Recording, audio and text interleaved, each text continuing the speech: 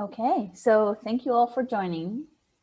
My name is Meytal Rosh. I'm a Director of Business Development at the FreeMind Group. And today we'll be talking about SBIRs and STTRs, the funding opportunities, different types of grants, different kinds of agencies. Before we start, I just want to say that I hope this finds everyone well and safe, your loved ones, of course, as well. And let's just hope that this apocalypse ends very, very quickly and we can all get back to normal. So firstly, I'll say that if we look at the funding landscape, we see that non-dilutive funding and grants can help companies fund themselves from the discovery stage all the way up to phase 3 clinical trials. We tend to divide the funding amount into 3 groups. First one is the very early stage exploratory type work, when you have very little preliminary data, if any at all. Here we can find, for example, the SBIR Phase 1 that we'll be talking about, and grants that are up to around $500,000 typically. The second group is anything from late stage preclinical work all the way up to early stage clinical. Grants typically range from $500,000 to about $3 million. And here we'll find the SBIR Phase 2. And the third group, for projects that are more advanced, more developed, typically $2-3 million, and the sky is definitely the limit. We do think that SBIR Phase 2s are considered within that group as well, obviously not because of the amount, but in terms of the stage of development that they will help you fund. So I want to start by talking about the National Institutes of Health, the NIH, and say that if we look across the board at the different funding agencies available, they are definitely the largest one, the most diverse one. So we'll be spending a lot of time talking about them today. If we look at the categorical spending, or where their money goes to, so we can see that their scope is impressively diverse. They fund clinical trials, they fund early stage work, and the list of indications is definitely pretty significant. I'll say that today specifically we'll be talking about the SBIR and the STTR programs. So SBIR stands for Small Business Innovation Research, and STTR kind of stands for Small Business Technology Transfer. The features, and today we'll be talking about the features of both the SBIR and STTR programs, obviously differences and similarities, the eligibility criteria for both the SBIR and STTR applications. We'll basically look at the different SBIR and STTR funding opportunities. We'll talk about the differences among the programs themselves, and we'll also add additional information on the SBIR and STTR mechanisms.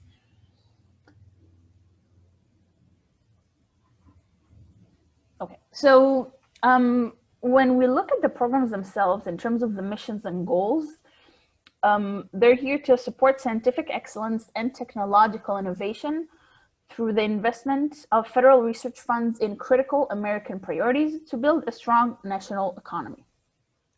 The goals of the programs are to stimulate technological innovation, meet federal R&D needs, commercialization of innovation, not just pure R&D. They are very market oriented in terms of the different activities that they support, and promote socially and economically disadvantaged small business concerns and women-owned businesses. In addition, if we look specifically at the STTR program, it aims to foster technology transfer through the cooperative R&D between small businesses and research institutions, basically collaborations between the industry and academia, which is a very, very important goal. So when we look at the participating agencies within the programs, we see a few. I'll start by saying that the budget for SBIRs and STTRs it is Congressly mandated and is set aside. So when we look at SBIRs, 2.3% of the extramural research budget for agencies with a budget of over $100 million per year, we did the math for you, goes out to fund the SBIR programs. So $3.2 billion minimum spent each year, pretty amazing. When we look at the STTR, it is 0.45%. Again, when we look at agencies that have a budget of over $1 billion per year, so about $450 million minimum spent each year, again, pretty significant. I'll say that if we look at the HSS, which is the NIH, the CDC, the FDA, and also the DoD, the NSF, they all have SBIR programs for human health related life sciences, and over 5,000 new awards each year, which is, again, very significant. So what does this actually look like, and who can submit? I'll say that only US-based small businesses are eligible for both the SBIR and STTR program, and they must meet all of the following requirements. And obviously there are a few more, but we'll talk about the main ones. Sorry, I have allergies, not corona. We'll hopefully edit this out, but we'll see. So a company must be a for-profit company located in the US, and it should have under 500 employees. The work itself must be conducted in the US. So if we're talking about a company that is a domestic company, but does a lot of the work in Europe, Far East, or Mars, not very relevant. Make sure that you do everything in-house in terms of doing the work in the US. At least 51% of the company needs to be owned by US citizens or permanent residents. So make sure that that is also met. And if the company is owned by either a VC or a private equity ownership, that's okay, as long as it is owned by multiple ones and not mostly owned by one of them. So if you are 70% owned by, for example, Pfizer, you are not eligible to submit SBIRs. Again, I encourage you to talk to the local SBA and make sure that you meet all the requirements before you get to work, because that could be very frustrating. Okay, so just a small comparison between the two programs. If we look at partnering requirements, so with SBIRs, you may have partners. It's not an obligation, but if you're submitting an STTR, you must have a collaboration between a nonprofit research institution partner and the small business concern.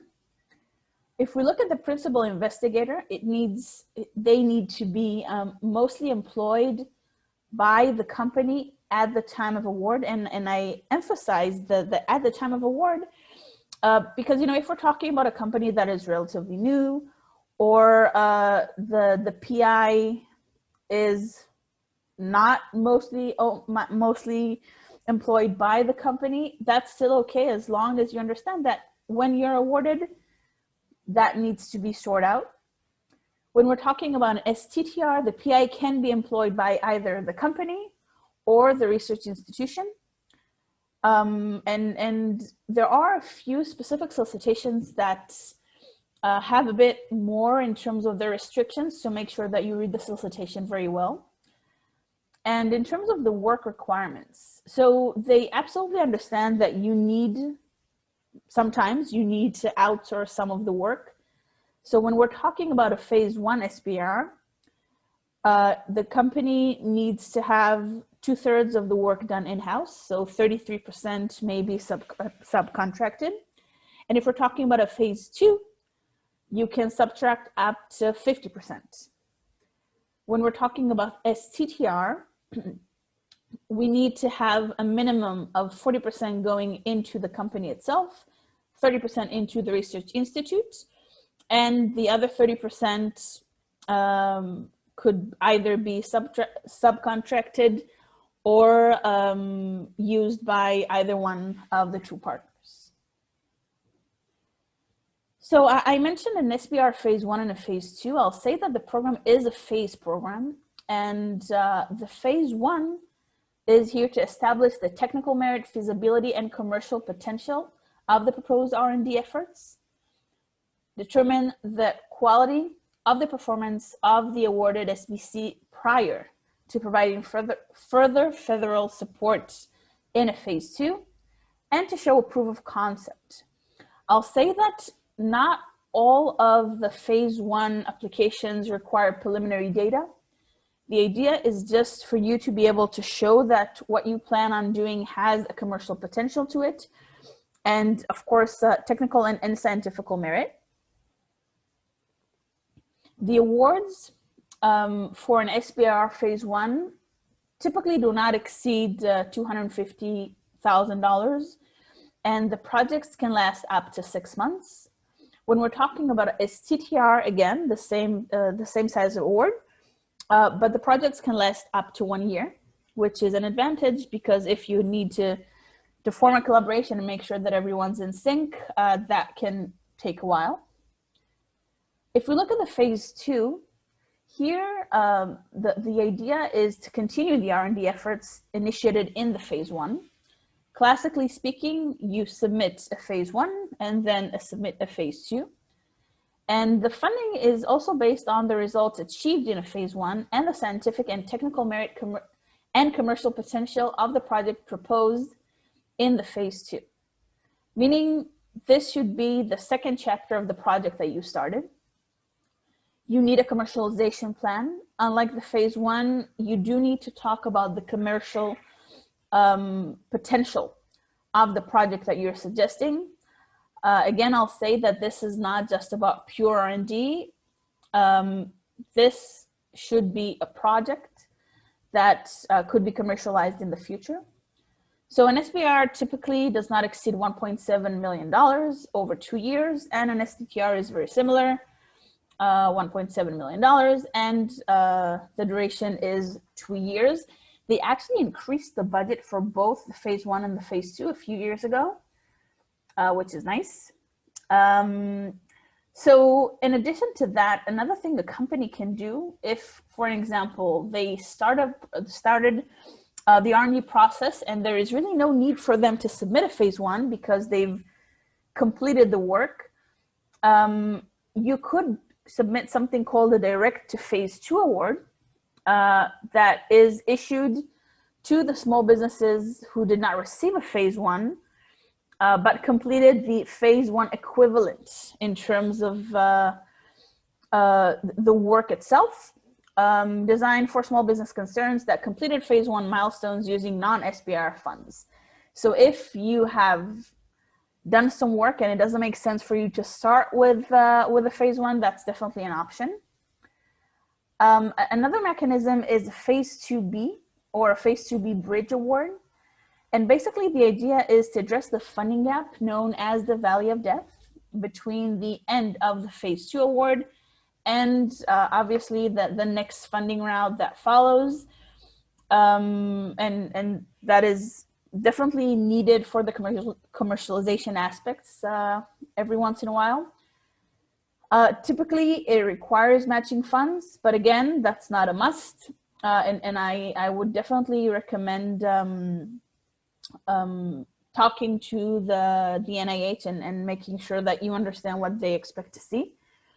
It must represent a continuation of the R&D efforts performed under the previous federally funded SBIR or STTR Phase 2 award, nearing completion or recently ended. Meaning you can't just go after the Phase 1B. This needs to be basically the next step after getting the Phase 2s. And the Phase 2 project period must end before the Phase 2B award can be issued. So generally no more than 24 months. Another option is something called the fast track, which is basically a phase 1 and a phase 2 combined. This program aims to provide a more rapid transition for projects where the company can represent convincing evidence of feasibility, including, in many cases, preliminary data. Both the phase 1 and the phase 2 grants are submitted together and reviewed together, of course, as one application. And the idea is just for the NIH to eliminate the funding gap.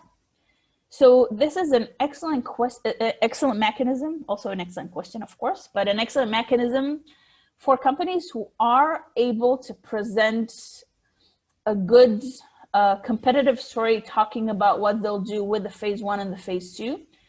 I do recommend making sure that you are able to be incredibly planned in terms of the different milestones.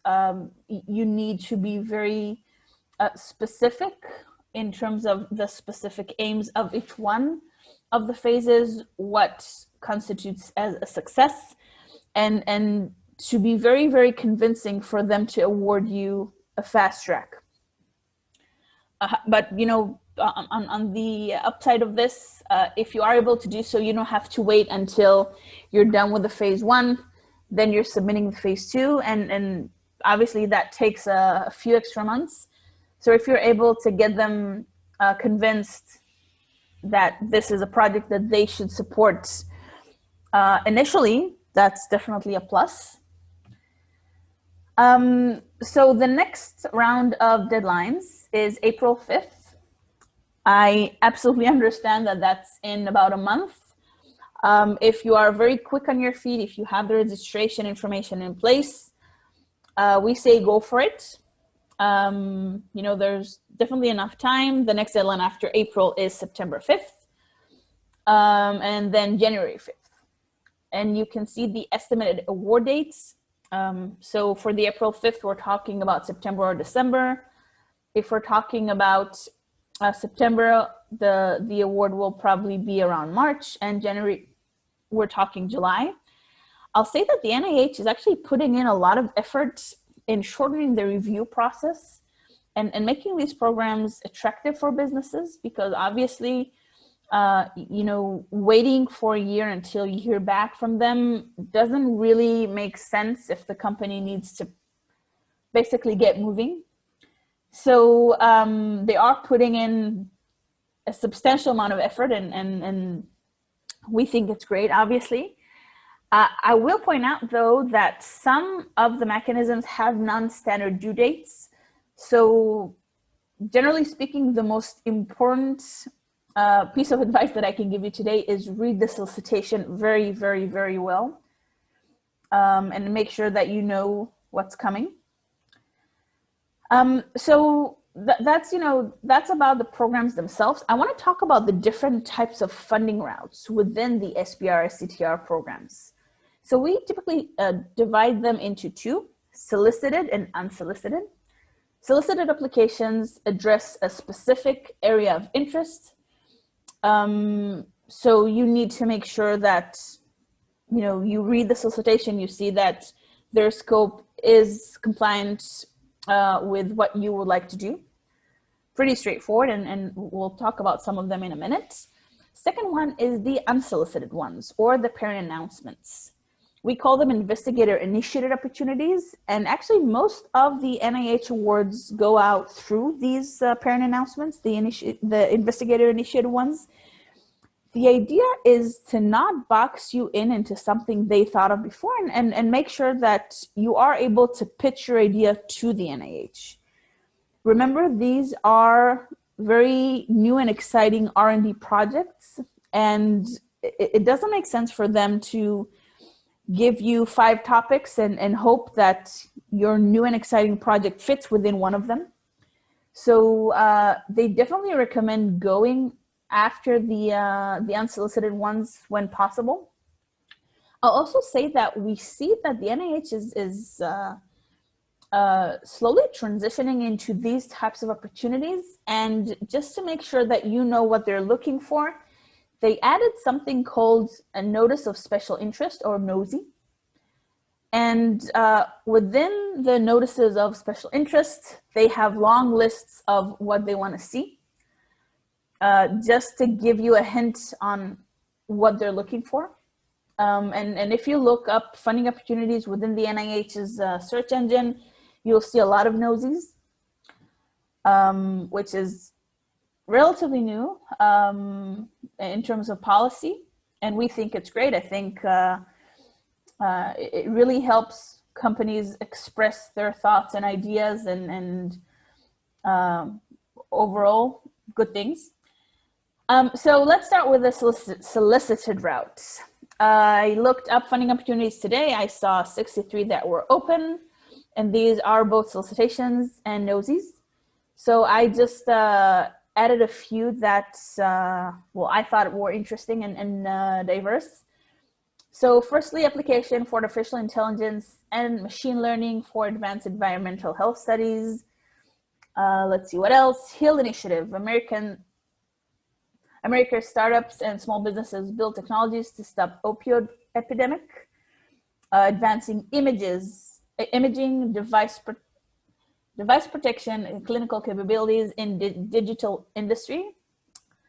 Tools for neuroscience research, tools for brain-derived GCPRs in mental health research, and the list definitely goes on and on, so I recommend looking it up.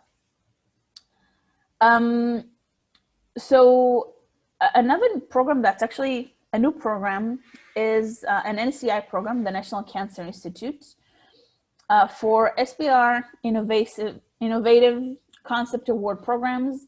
The scope is detection, diagnostic, treatment, prevention, and research of pediatric cancers and or rare cancers.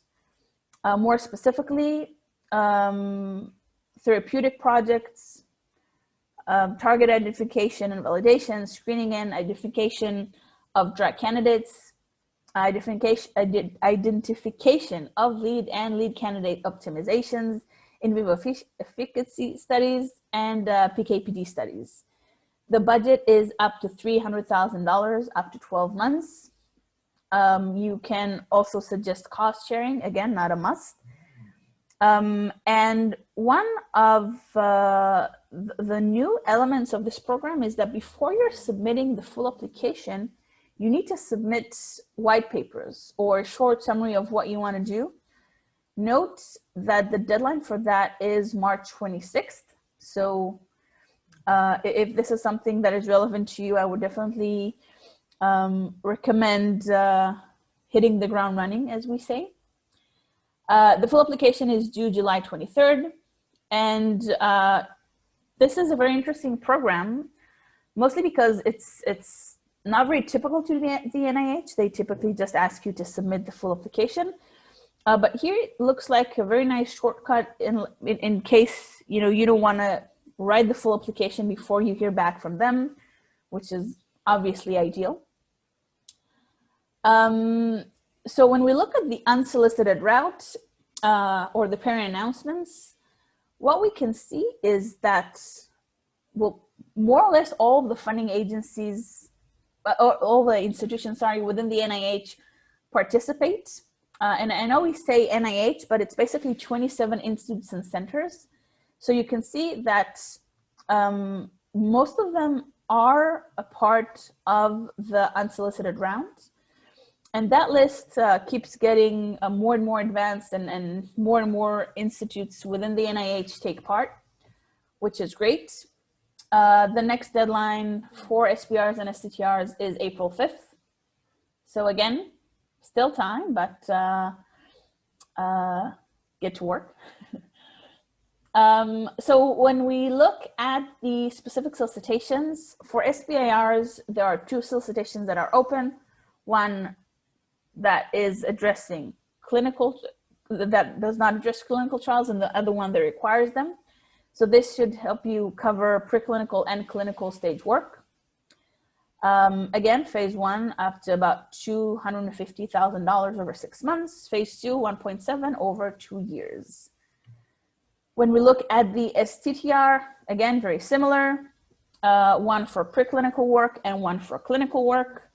Phase 1 up to $250,000 over 6 months, and phase 2 over 2 years. This should actually be a year. So phase 1 up to 12 months. And when you'll get the deck, you'll have the right numbers. So that's that.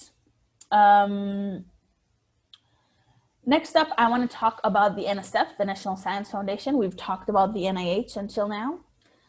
So their funding levels for phase 1 is up to $256,000 for 6 to 12 months. Phase 2 up to $1 million over 2 years. The scope is pretty similar. They would like you to help. They would like to help you commercialize your programs. And in terms of the selected topics, just a few. So medical devices, biological technologies, digital health, biomedical technologies, pharmaceutical technologies, and more. They have a solicitation for the SBIR and one for the STTR, and the next due date is October 11th. So there's still time, of course. And, you know, generally speaking, I want to talk about how you can maximize your chances of award. So this is all about lowering the risk for the funding agency that is reviewing your application. And I know that we talk about government agencies differently than we would investors, but in a way it's, you know, it's a risk assessment process as well. And this is all about lowering their risk. So you need to seek insight into the interests and goals of the funding agencies, of course. And again, read the solicitation very, very carefully. However, you need to make sure that you are proposing a project that makes sense for you and, you know, stay the course. Ensure to correlate the granting strategy with your long-term R&D plan. If you get a grant and you get an excellent project funded, but it's not the project that you would like to fund and it's not where your company needs to go, it won't really make sense for you to receive that award. So make sure that you are in line with your long-term R&D plans. You need to know your weaknesses and find partners if necessary. I won't say that a company cannot submit by their own. Many of our clients do, but you need to make sure that you address the tricky parts of the project on your end. I wouldn't avoid it because the people reviewing the grants are here to look for the soft spots. So if you are talking about them and talking about the solutions that you have for the specific problems that you might encounter within the project, it just goes to show that you understand your project very well, and that's definitely a plus. In terms of partners, if you are planning a kidney program and you do not have a kidney expert, please get one. If you know that you have everything you need in-house, obviously there's no need for that. Yeah, so thank you for joining. I see that we have a question. And yes, I said that the slides will definitely be available after we're done with this. We'll definitely send you an email with everything. So again, thanks so much for joining. If you have any additional questions, feel free to shoot me an email. There are other webinars on our YouTube channel. We have a very active LinkedIn account and a Twitter account and a website. So feel free to stay connected. And thank you all for joining. Have a great day. And again, keep safe. Bye.